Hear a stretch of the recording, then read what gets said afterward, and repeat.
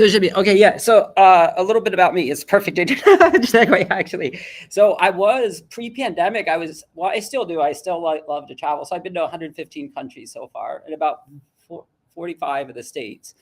And so the second part of career, a lot of my travel was going to remote places around the world and doing stuff like this, just reaching out to underserved markets, starting up user groups, that type of stuff. It really caught on with SharePoint. So the SharePoint community had boomed to millions of people, over that time frame. It was pretty fun to be a part of. I think it was a coincidence too, meaning it was right at the same time when social media was happening, right? So we had it a little bit easy. Now it's like you got to fight for everything if you're trying to influence or do what you community or whatever they call it nowadays. But for us, it was a little bit different since we sort of started in the beginning. That stuff sort of lifted us, if you will. And so I still do quite a bit of that, more than most. I speak like I don't really travel that much when I'm telling this story, but I mean, just this year alone, I've been to 5 or 6 countries, in Asia. My first time to India in August, so that was neat. But anyway, going back to the group, so that's me. Oh, and just on the tech side, the reason why I'm here is so I have about 30 years engineering experience. I'm started as a developer, and so I'm a dev at heart. That's where I feel most comfortable, although I spend most of my time now on the business side and building our team, etc. And I still am our key architect on the AI side. So how did this group start? Boss Hug, that's what we were starting before I started this stream. So what happened was the pandemic. I was flying all around the world, speaking at conferences and everything. All of a sudden, obviously we had the pandemic. And so I was like, well, gosh, what am I going to do now? It was just shock to me like everybody else. And so, I started this group remotely initially. I believe we did we did start right at the beginning of the pandemic, after a little bit. And then we did remotely, and that's really what triggered it. And then we came back, not early, but we were one of the first once they said it was okay. Like once Microsoft was like, it's okay, then, we stepped up and it literally just started with 2 people. I think it was me and you, the first meeting, and 2 people went to 4 to 8. And now we can consistently get between 10 and 15 people, and good quality people too. I'm always impressed with the people that show up. Sometimes community user groups can be hit or miss, right? You don't know what to expect, but I feel like we always get a good group here. So you can hit the QR code if you want to it'll bring you to a link tree, and then you can get all of the links for the group that we started. And essentially our mission is we try to dial into 3 and 8 on the world goals, which are the good health and well-being, obviously, and then also decent work and economic growth. So we sort of see that as the 2 categories that we try to hit. And to get even more specific, I'm sorry, I pulled this actually from our company side. I apologize for our company name at the bottom. It's a slide that tells about our community stuff. So goals. Oh, and then I would say that this year, though, we're refining our mission even more. We want to get very specific and see what we can do. For example, one idea we're tossing around is working closely with the clinical informatics groups and the AI groups at the local universities and getting them into more of the events. And I mean, we do that already, but we want to really try to formalize it and do even better this year with that. So that's sort of who we are in this spirit. And we do it basically like this. That's all we do, is we just great speakers. We actually had somebody fly in at our last month's meeting. I forget where he flew in, I think from Chicago. And by the way, we do have a Chicago group too. So we're streaming. Chicago has I think 700 members. We have just over 3,000, here. And that's why we stream the events too. And so that's what we do. We just get good speakers and show up and talk like this and share. And so this week I'm the speaker, and as you know, the topic today is agents. Really just sort of, I'd like to hopefully demystify them a little bit by the end of the 1 hour. I know that's a tall order, but I think I can do it. And then I'd like to pretty deep. So I'd like to show you how we can do them in Copilot Studio, and then how you can use something called the Microsoft 365 Agents SDK. But then you can go down even a lower level where I really like, which is a Semantic Kernel, where you can actually write your own code and your own copilots and stuff like that. And before I start, how many people have worked with Copilot Studio yet and created a agent? It's pretty new, so I'm not surprised if not anybody has or anything. What's actually really interesting, I will admit this on the stream and everything, I have been talking about semantic kernel and agentic algorithms to programmers for almost 2 years now, and doing that mostly to Microsoft audiences. And today I built my first agent in Copilot Studio because I'm always usually doing it in VS Code. I've just never had time to go out there and check it out. But today I was like, you know what? I'm going to start this with a quick little demo of just how we even do this in Copilot Studio, just so you can sort of see what the agent looks like. And I think it will help too when we shift it into code, because you'll understand a little bit more about how they're set up. And so with that said, it's a developer session, so we'll jump right in we'll start with a demo and we'll jump right into Copilot Studio. So you can go to copilotstudio.microsoft.com. You can do a 2-month trial. I think it's a 60-day trial that they have if you want to kick the tires on this. And then the plans are complicated. Please don't ask me too much about the plans, but I know there's a $300 plan and then premium plans, etc. And so essentially in Copilot Studio is where it actually does several things, but our topic of conversation here today is agents. And so from a Microsoft 365 perspective and agents, this is essentially where you create your agents and manage them, etc. And so I actually created one earlier today. And actually, first, let me just show you what new agent looks like. So because I think you can see up front, one of the interesting things that they're doing is they're actually what I call eating your own dog food, meaning they're actually using a Copilot to gather the information that they need to actually go behind the scenes and then generate the code for the Copilot. So I want to give them a props for that, because I think that's a pretty big deal. And I can see it fixing a lot of issues and where you may have historically had user experience issues. So for example, here's a great one, dynamics, right? It's no secret that historically dynamics has just been very complex. The screens, the user experience. Dynamics is Microsoft's ERP. And so, we're already seeing a bunch of Copilots and Dynamics that uncomplicate all that stuff, right? Because now you don't have to necessarily know where to drill down in Power Pages or inside of Dynamics. So that I just wanted to call that out. And there's a lot of demos on how you create this. So I don't want to spend too much time here, but it's basically, you tell it what kind of agent do you want. I said I want a snowboard agent. And then on the next screen, it asks a couple more. It's not gonna let me go forward. Let's give it a configure. Let's see. Here we go. I can just do this. It asks a couple more questions, like description, some instructions. And then what I can do is go ahead and add knowledge as well. And so in the case of my snowboard agent, if we just go back, so now let's go into the one I created. So I created this, maybe it took like, half an hour this morning, but it's basically a snowboard agent.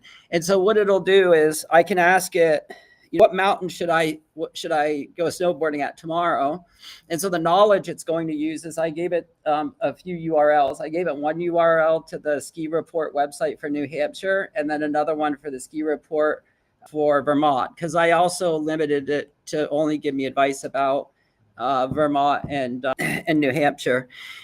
And then let me actually just go into so I can add additional knowledge stuff here. Sorry, just bear 1 second here.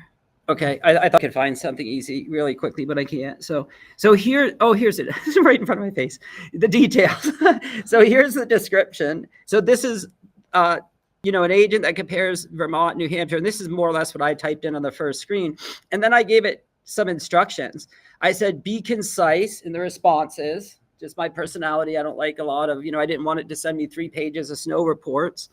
And then I thought this would be fun. I said, use the tone and the style of Jess Spicoli from Fast Times at Ridgemont High. So you remember Sean Penn, that he was the one there. And then compare the snow reports. And so that's sort of fun stuff, right? But now here's where we're getting to doing a little bit of the work. Compare the snow reports in Vermont and New Hampshire ski mountains, rank the results based on the best conditions for snowboarding, not necessarily skiing, for snowboarding, and then help book a hotel near the best option, the best hotel. And then finally, check any severe weather alerts that might impact me, going to the mountain, just like, hey, there's going to be a huge storm tomorrow or something like that. which actually would make me want to go even more, but that's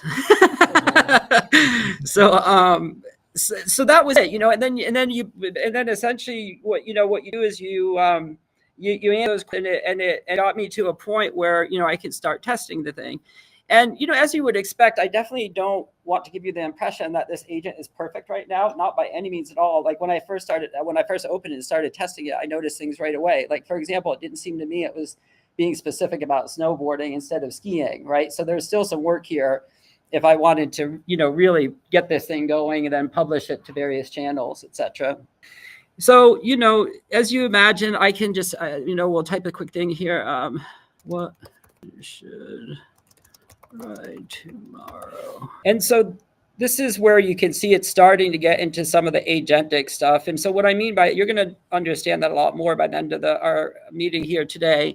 But it's doing its work, right? It's going through in multiple steps. And okay, it did. There's Spicoli, right? All right, dude, let's check out the snow reports. And then, of course, it queried Vermont, New Hampshire, and so it tells me, okay, J-Peak, which I agree with. I heard J-Peak actually has the most snow in the country right now in the northeast of Vermont. Shred on, bro. And so that's it. That's its most basic, in its most basic form, if you will. And so the idea with these agents are, again, is Copilot Studio coupled really closely with Microsoft 365. So it's pretty much, you can imagine, it's going to be primarily B2B, a lot of B2B, I'm sure some B2C. A lot these agents you can publish in the channels. I got to give Microsoft props for this. They built on top of the bot framework. And at first that was a little bit, I found it problematic, but it's I think the benefits outweigh the pains, meaning, like, so for example, one of the things that they did really well historically are allow you to publish your bots to channels, right? So channels would be, for example, Facebook, Skype. Here you can see they've got new ones for a custom website, a demo website.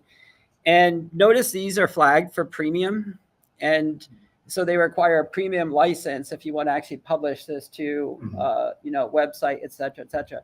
My expectation of this is I wouldn't expect this to be cheap. Like, this is built into Microsoft 365. Again, their bread and butter is the business corporate world, right? And that they're I'm not trying to imply that there's not great use cases for students and all that, but realistically, Microsoft's bread and butter, where they make most of their money, is in business software, B2B type software, etc. Can you explain what the scanning of sites? Did you have to give it explicitly where to find the weather information? Or I did, yeah. Just scan for. So what I did, and again, because I wasn't necessarily I wasn't getting too fancy with it, and I don't even know if I can find the links right now, but I gave it 3 links. I don't know where I'd want to pull them up now, but the 3 links I gave. So first I did a quick search and I quickly found that there was a snow report site and that they had it for each state.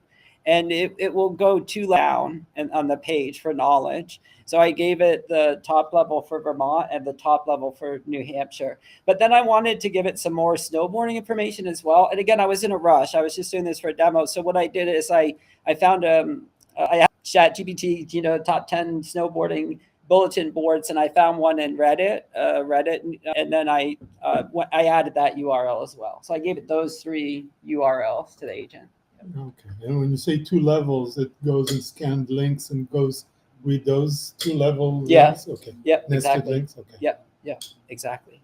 And by the way, again, I'm not in a studio. I'm much more comfortable with the code stuff that we'll dive into in a minute here. But it acknowledging that you can add more additional knowledge as well. So that's what we could do on the knowledge tab here, and that should include uploading files, as well. So let's just try it actually for goods. Yeah. So okay, yeah. Well, SharePoint Dataverse now is pretty cool, and so Dataverse is a data store for Power Platform, and then of course SharePoint sites and document libraries and public websites. Yeah. I haven't seen where you can add an image, but definitely check that Google Copilot, Ask AI or something like that. But I haven't seen where you would do that in Copilot Studio. So. But I do know they're using multimodal models behind the scenes, so they they do stuff with it. As a matter of fact, one of the newest models that they just released last week that Satya did a big announcement about. Forgive me for not remembering the name right now, but it actually came out of the Boston Cambridge office. So that's just that's interesting to note. Well, and that one is video. Sorry, that's my whole point. That one's video and imaging. Sorry, that was my whole point. Yeah, so it's a video model. They have got live cams. Yeah, you could probably point that link to their site. Sure. Yeah, and I do suspect there will be a huge opportunity here. You know, if you were to ask me 2 months ago before DeepSeek, I was saying probably like, a couple $1 trillion in the next 3 years just in B2B stuff, because realistically most AI so far has been B2C, right? It's been all like ChatGPT and public fit, Perplexity, DeepSeek, like public facing, consumer facing AI. But now we're definitely diving into enterprise AI, like Microsoft finally ready. and they're really, but users are really ready. Like, and trust me, I would say if they want, but things are like looking really, really good. I'm really impressed with the latest version of something I'm going to show you tonight, which is called the Semantic Kernel. So the other thing that the agent was supposed to do is give you a recommendation, or how does that look like?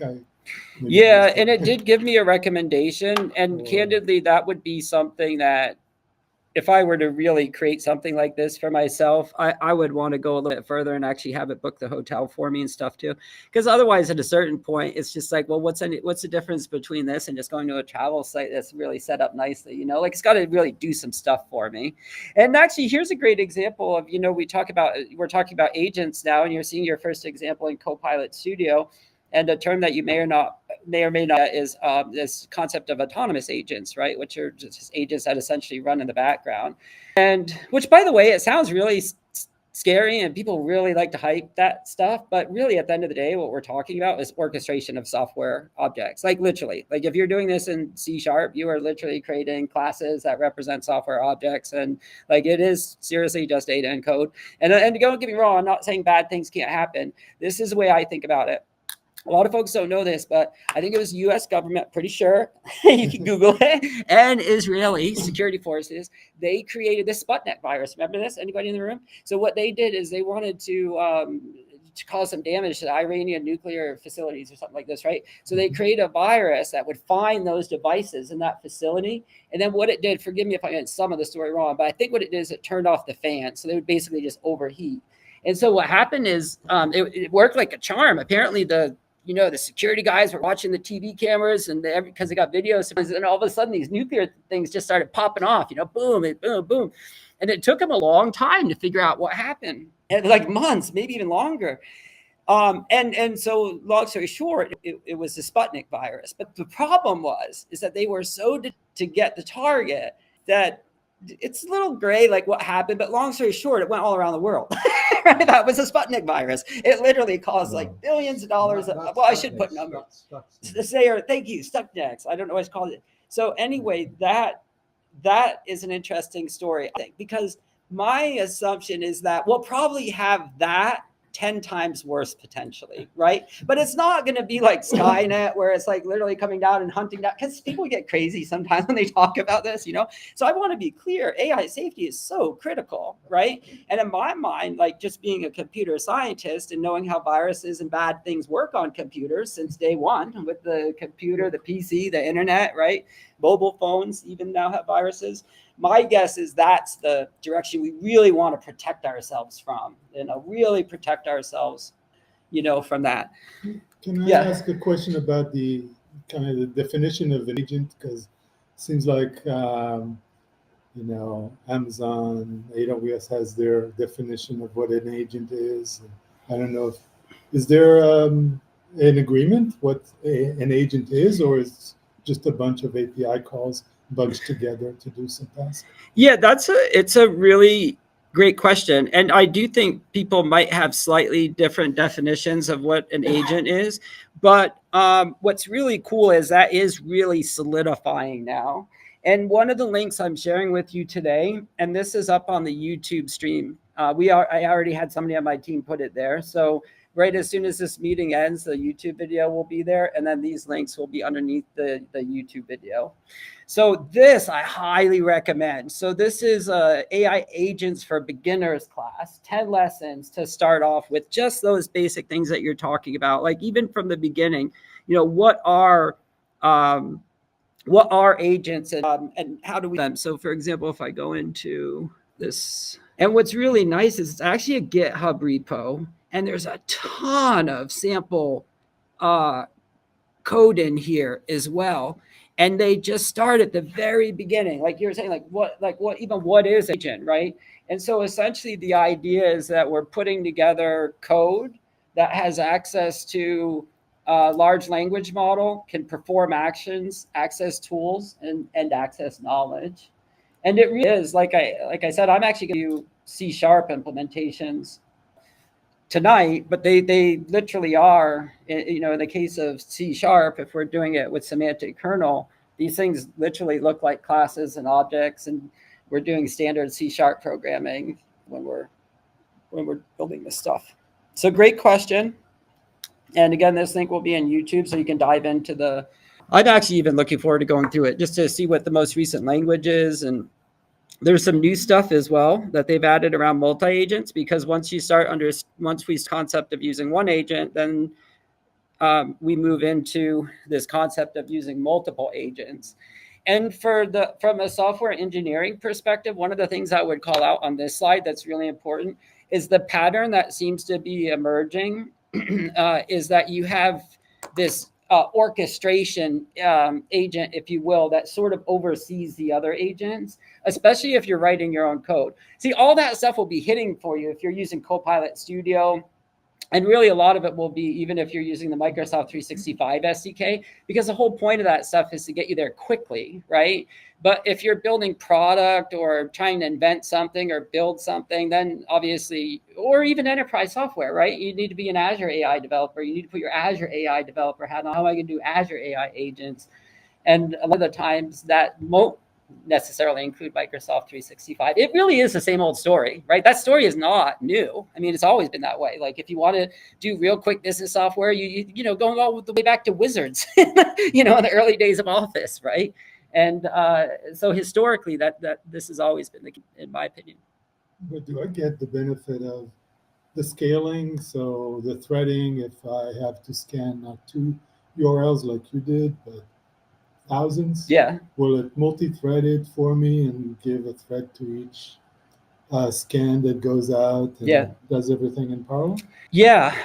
Well, everything is a loaded term, but well, the that we would care about as an AI developer, and it's certainly come a long way in the last couple of years. And I would just ask, I'm going to hold off on answering it with some slides and stuff, because that's really what the semantic kernel does for us. Like and I'll get to it in just one minute. We'll get there in just 1 second. Okay, so I'll make sure that, again, you remember to get those. Okay, let's pull this up. This might even answer some questions as we go along. Okay, here's a better view. So the key thing here is that you have the orchestrator on the left. You have the user experience. This is key. The user experience is optional. What would we call this if we do not have a user experience? It would be an autonomous agent, working on definitions now. So if you have an agent that essentially can run on itself and it has no user experience, I would call that an autonomous agent. I'm pretty sure that's what the industry calls it. And then, autonomous agent. So then we have the knowledge, the skills, and then planning, exception, the autonomous part down at the bottom. And then we can create multiple instances of the agent to the right. So when you're in Copilot Studio and you're creating an agent, the demo that I do, it was a declarative agent, is what I'm trying to say. So in Copilot Studio right now, they have 2 different options. They have something called declarative agents, and they have something that's called custom agents. And the thing that's important to note is that if you do a declarative agent, to me, it feels a little bit like sort of the old bot stuff. And to me, if you use the word declarative in the context of agents, it's counterintuitive, because the whole point of agent is that you shouldn't have to declare what the agent's going to do, right? So just something to think about, you know? So now when you go into Copilot Studio and you do your custom agent, I like to think of that as almost like agent as a service, where Microsoft is doing the orchestration underneath the scenes for me, so I don't have to worry about orchestration. It's handling a bunch of that stuff, and I'm customizing it using the agents S365 and all of that, right? I'm customizing it, but at the end of the day, it's yeah, these are declarative agents. Sorry, I just lost my train of thought. So are there any questions before I move past this? I'm curious, is there any, can you name maybe one or two examples that people are actually using AI agents in production somewhere? Yeah, that's a great question. I personally, I mean, other than the ones that we're building and we've just started testing, like I don't really I mean, I've seen a know. lot of actual like business. Yeah, I personally, I don't know of any. Well, here's where it gets a little tricky. Is Microsoft just renamed what an agent is, right? So declarative agents, I'm sure there's lots of people using those, right? If that's what you're asking me, I'm sure they can provide you with many case studies and customer lists that are using Copilot Studio, and they're creating little widgets to automate. As a matter of fact, that one of the best use cases for this 100% in Microsoft, I think that it was smart. One of the first things they do is they basically put it right on top of the workflow stuff in the bot, because that's where you get the most value with modern AI, is with workflow and business process inside the corporate, inside the corporation. That's low hanging fruit, is you can just make all your workflows much better, right? So that is happening a lot. I'm answering so I'm the CEO and lead technical person for a startup. We're in Microsoft startups. We're building product. We spent almost 2 years now building a Copilot, and then Microsoft changed a lot of the language to agents. Thankfully, we were smart. We built our stuff on Semantic Kernel, and Microsoft, that's what ended up evolving as a way to do it. And that's what I'm going to show you as the next step of this. So if I were to answer the question in that context, I don't know personally yet of Microsoft partners that have stuff out and deployed. Not to say it hasn't happened, they're not doing it. I just don't know of anybody. No. And it could just be because I'm so heads down busy trying to get our stuff, out the door. So we don't need this. Okay. So then that's all. Everything I just showed you is Copilot Studio. And I showed you the agents. That was brand new courseware, by the way. Just literally came out last month, and literally was just published last week. Like brand spanking new. It's like the latest messaging. I think they're preparing for Build. The Build conference is coming up for 2 months, so I'm guessing they're going to talk about a lot of this stuff at the big developer Build conference in a couple months. We talked about so far building a custom engine, the declarative agents. That's all Microsoft 365 Copilot Studio land. And you have one more thing that they give us, and that is they do provide an agent as well. And they do this through the Microsoft 365 Agents SDK. So this is sort of one level lower now. So again, just for Copilot Studio, low code, no code. You want to start to do some integration with line of business systems, ServiceNow, maybe, and you want to control the code a little bit more. Then what you can do, and you're also planning on sticking inside Microsoft 365. That's a key thing. Then you've got the Microsoft 365 Agents SDK. That's like the next level, the customization for agents, where you get the next level of control. That's a GitHub repo. I may have it open to show to you, but if I don't, you can just do a quick search for Microsoft 365 Agents SDK, and you'll find it. It's a GitHub repo. And so the SDK consists of access to Copilot Studio, Semantic Kernel, and Azure AI Foundry. So now we can start to talk about definitions a little bit further and dive in a little bit deeper. So let's pause on Semantic Kernel for a minute, because that's the first, it's popping up on the screen for the first time. So first of all, Semantic Kernel is an SDK. And actually, let me open up I already have it open. So first of all, it's an SDK. You can just type Microsoft Semantic Kernel, and it'll bring you to the Microsoft Learn site. And there's also a GitHub repo. But essentially what this is, it's an SDK that will allow us to build on top of models from Azure Foundry. So Azure Foundry is the new name for Azure AI services. It's basically everything AI in Azure now is in Azure Foundry. And I think the only thing that's changed is the name since 6 months ago when it was called Azure AI Studio or whatever it was. So then, so Semantic Kernel. So again, it's an SDK, and it allows us to build and integrate. It allows us to integrate business apps, but we can also build new apps. It's really sort of limitless. Here's the way I like to think about it. I just thought about this today, actually. When I look at the latest version of Semantic Kernel that we're looking at now, it reminds me of .NET 1.0. Because if you remember when .NET 1.0 came out, it was such a huge deal for Microsoft. They were all in. It was just like AI at the time. They were like, this is the most important thing. We have to lay down this framework. If we don't do this, and we're not going to be able to do anything else effectively. And especially, so effectively what they realized at the time is that they needed to unify their code base. Because what was happening is they were having to spit out a different code base for every version of Windows, different hardware platforms, different versions of Windows. And then the partners like me, we would have to do the same thing. And then people started adding in different OSs, right? And so all of a sudden you had to have it run on other people's OSs. And so that was the answer. It was .NET. It was like, okay, we're going to unify all of the software code libraries. It's going to be called .NET. And that's just the way it is. That went for 10 years. That was the first 10 years of my career.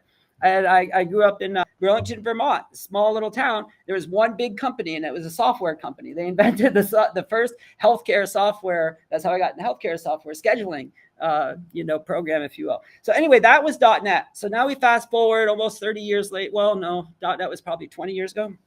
And then we fast forward to today.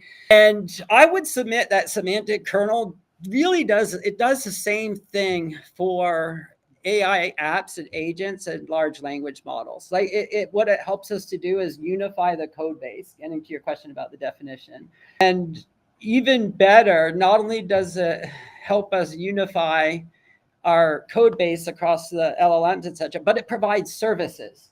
So for example, we'll start talking about some of this stuff, state management, how do I track what the user is doing or the questions they're asking, those types of things. And that's our introduction to Semantic Kernel. And of course, we'll continue to dive deeper into that. As a matter of fact, I want to go through these slides a little bit quick now because I really want to start showing some. Okay, here, let's go.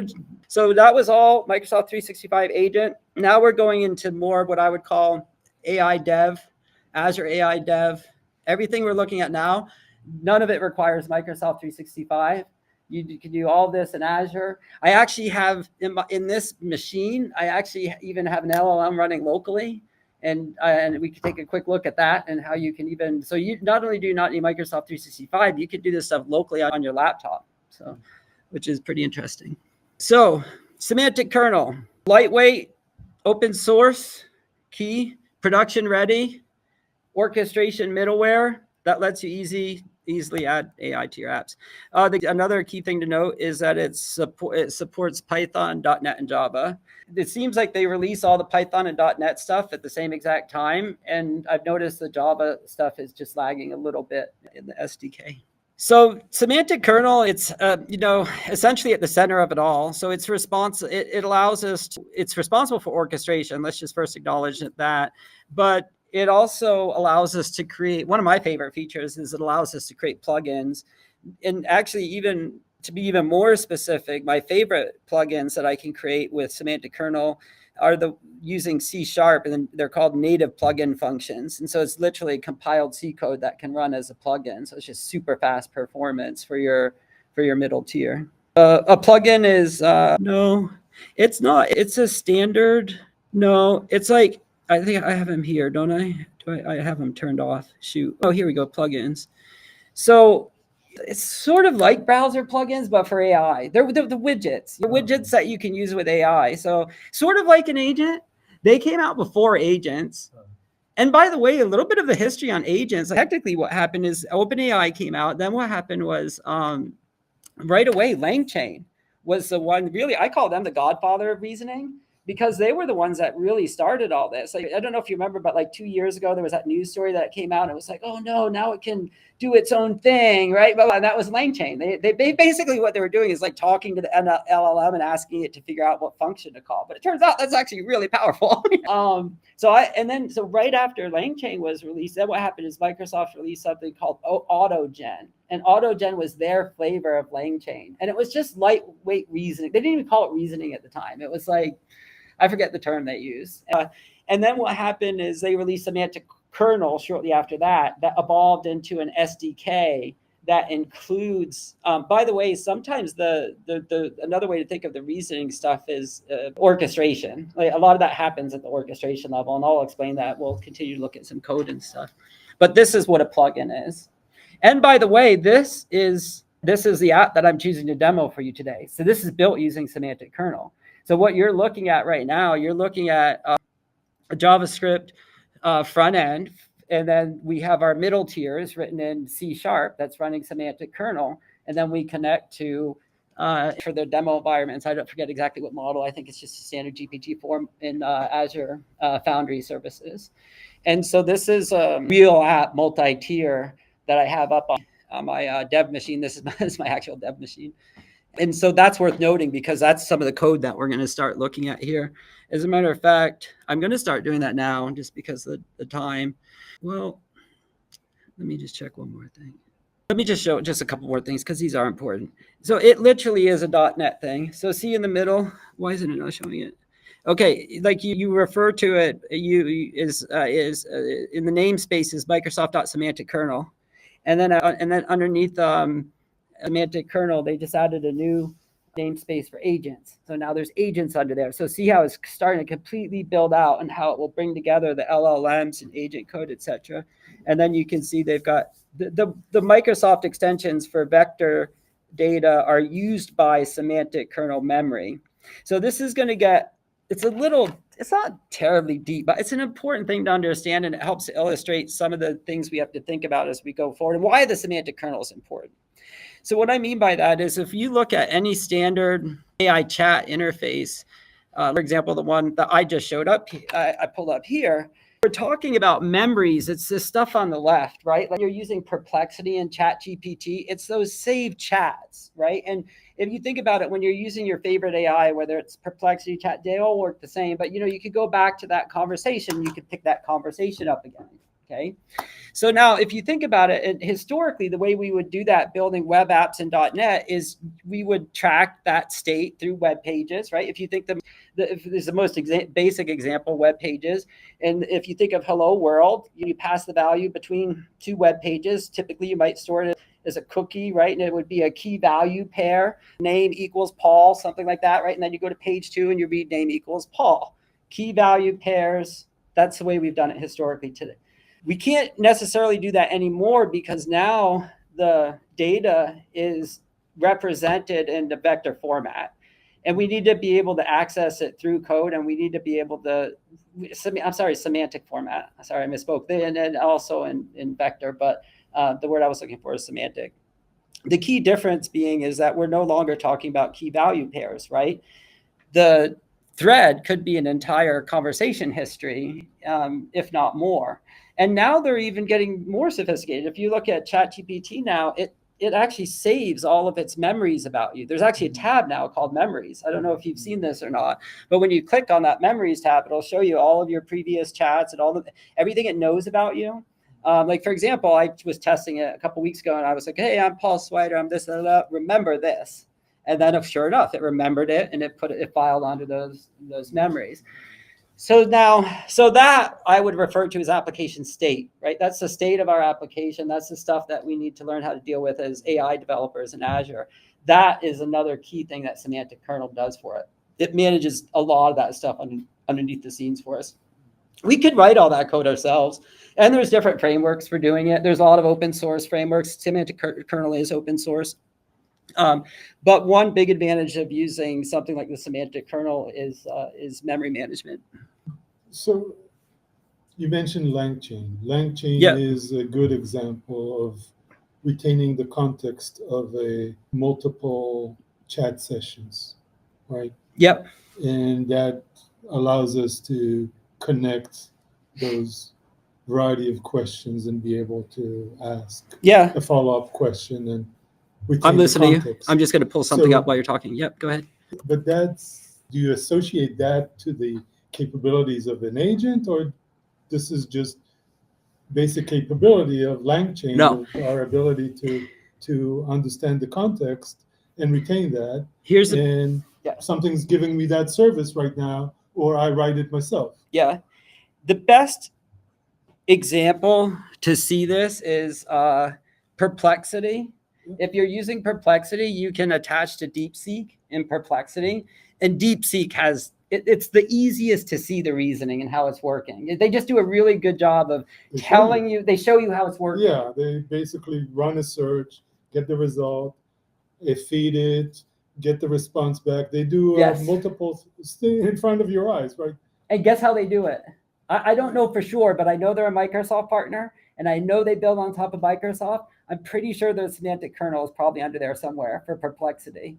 Right? I know it is for 'Cause us. I thought they know actually it is for us. they have a large investment from AWS, so they might be using. Yeah, let's not go there. You could be right. I shouldn't say things that I don't know for Yeah. sure, but right, that the point still stands. So let's bring this back home though. So you can see it in ChatGPT Pro too, right? Like I can say, I hate to waste the GPU on this, but like, give me ideas for a weekend. Okay. But the thing is, you have to click on details. And when you click on details, as soon as it gets ready, and by the way, this is so painful. I don't know if you've tried this yet. This is the $200 a month version. And it does a good job, but it takes sometimes it'll literally take 10 or 20 minutes. And honestly, I don't even think it has to. Like, I think they're doing stuff behind it to make me think it's worth I don't know. I wonder sometimes. If you had a more specific question, would it? No, because I've been testing it a lot in the last couple of weeks. Yeah. But it's worth it if you really do have something complex, right? You're trying to figure out, okay, I've got this proposal. How can I make it better than everybody? That type of thing. Yeah. And I have some stuff I want to give it. Well, then it's worth it. I'll type out a prompt and I don't care. I'll go get a coffee and it really is that good. It comes back and it's because of the reasoning. And I don't know why it didn't reason here. It didn't show any details. But, sorry. As I said, I just wonder if the reason for this slowness is this is their mechanism for making sure you don't burn too much CPU. It could be very complex. I remember at one point hearing that part of the success of ChatGPT was that they actually purposely delayed what was coming back, so it sounded like it was speaking more or less, right? Because technically they could just dump it all out to the screen, or at least big chunks of it, right? You get a huge chunk right back. You could just go boom right to the screen. But no, I thought it was actually pretty brilliant. One of the things they did was just slow down the output of the characters, and then it just makes it seamless. And so that's what I'm getting at. Like, I don't think that's all that's happening here, but I wonder if it might be a little bit, with the longer thinking. So that's reasoning. Which one is deep research? Are you talking about yeah. And you know what? That's probably what I forgot to do, and that's why I didn't do the research, right? Yeah. One of the things that took me a little bit longer to ask questions and parse output from web was that you don't really know how big, and you have to do the chunking and all that. Mm-hmm. So then you get to, I wouldn't say I wouldn't wait minutes, but I would see reaction time in like 5 seconds rather than a split second. Mm-hmm. Yeah. So this was taking a little longer. Now, I'm not going to do this again, and I'm going to push things along. We can come back to this screen if we want, but I'd rather just show you some more code for Semantic Kernel. Oh, wait, I think it was asking a follow-up. Oh, was it? Okay. Deep research, what sometimes does is it. What kind of, I think the deep research is what actually turns on the reasoning, but we'll see. We're testing it now. See here starting, and we should see details on the right as it starts the research. I'll come back to this, but while we're waiting, there's something called Ollama and LM Studio, and these will allow you to run LLMs locally on your laptop. You don't even need a GPU. So if you just want to play around, etc., or you want to write some local code, and I actually have a version running here in the background. This one is. Now, see, when you install it this way, though, you don't have a nice GUI for the chat. You can only test it through PowerShell. Now, you can download GUIs to put on top of this and play with it more. But just while we're waiting, I'm just trying to give you as much information as possible. But these are the tools you want to look at if you want to do this disconnected from the internet. We're working on that right now. It's important to us because we work with really sensitive data sometimes. And also, we work in environments where they're just frankly not ready to take a huge jump with data and AI. And so what's important for us, what we're working on right now is reasoning, but doing it locally with a local model. And so our first round of testing that we're doing is with DeepSeek. And so the idea is that, remember that slide that I showed you with semantic kernel, and there's always a big orchestration piece in the middle. Well, the idea is that we would use DeepSeek reasoning for our orchestration, or at least that's what we're going to test, part of the application. And it's a little slow. It's been open for a few days, and so it probably had to start itself up again. But you see, it gave the response back. So this is the Llama 2 version of the open source? Yeah, I think I installed. Did you modify it? It's this one right here, Run Llama 2. And by the way, the whole thing is, what is it? 3.8 gigabytes, right? Which is essentially the weights. So this is a little bit weird. I want to run this by some people. So far, nobody's giving me too much pushback. But to me, it almost sounds like a zip file. You know, like, remember back in the days when like computers were a little bit slower and you say, hey, I only want to zip the Z drive, and then you'd have to go away for the weekend and it would be back Monday. And really it was just taking everything on the Z drive and just putting it in a much more smaller format. Of course, you couldn't access it, right? That inference, right? So we have to come up with a way to inference that data. That's what inferencing is, right? If you think about it from an AI perspective.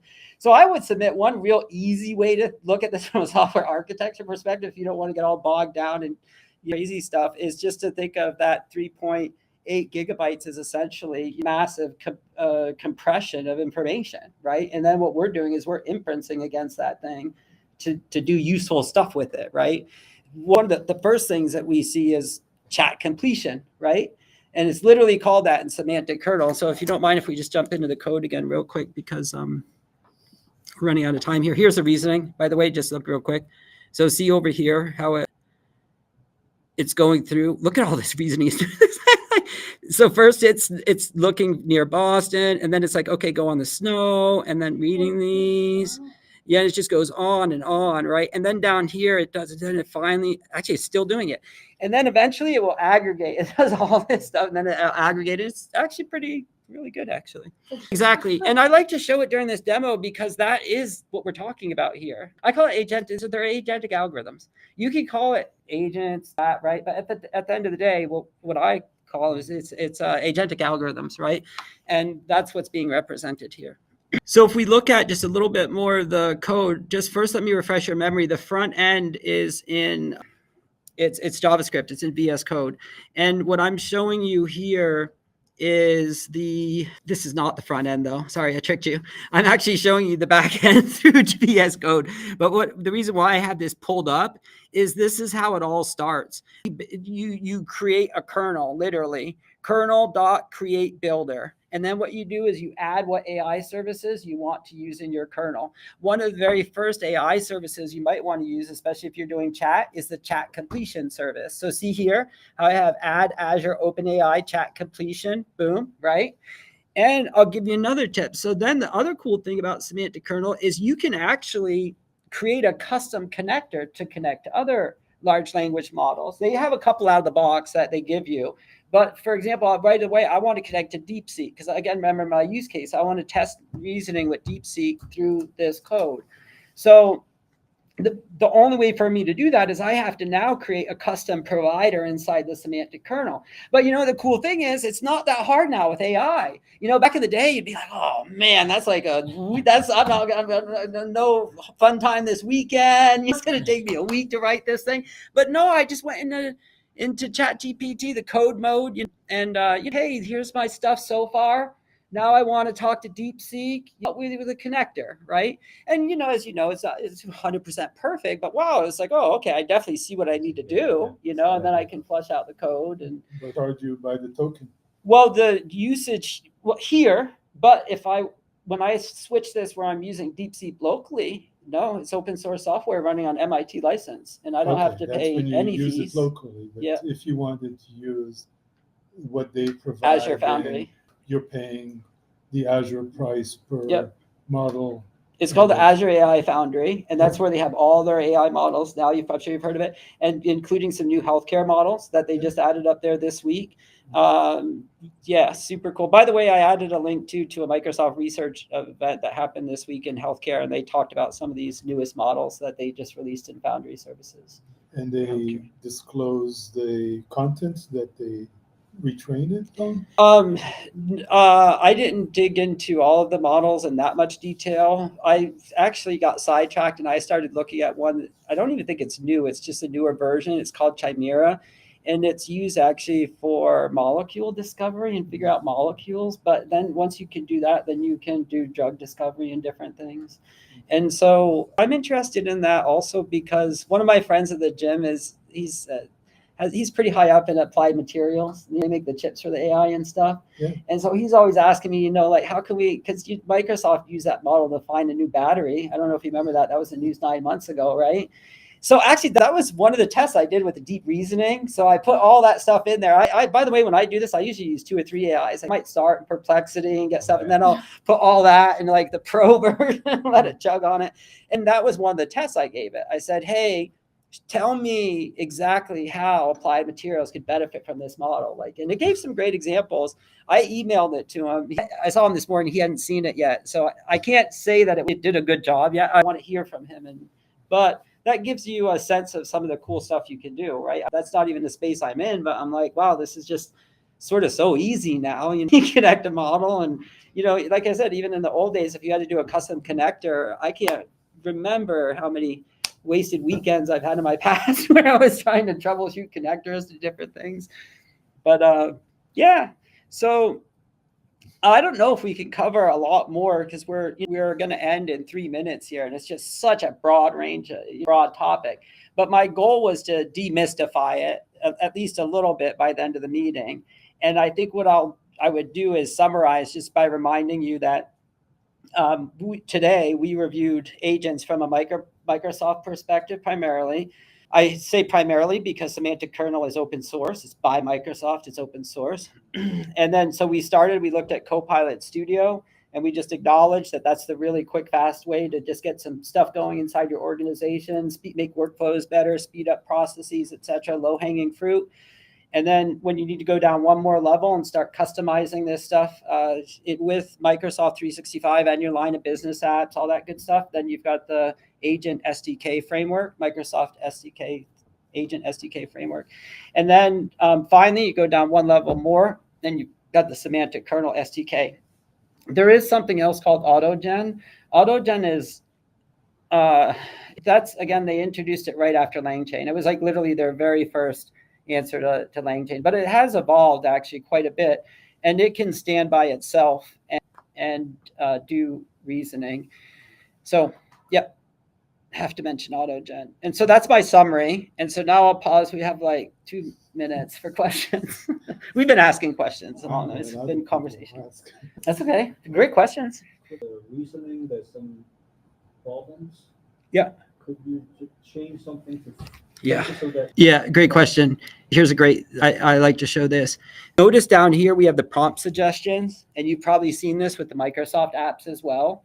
The whole reason why we do this is a little trick that I've learned to help. Well, I figured out what I think why Microsoft is doing it is because what this helps me do is to be a lot more accurate in my code where it's calling the functions. So what do I mean by that? If we actually go into the code, hold on just a second here, the web API, plugins. So those are suggested prompts. Real activity. Here's some sample stuff. Okay, so this is a semantic function.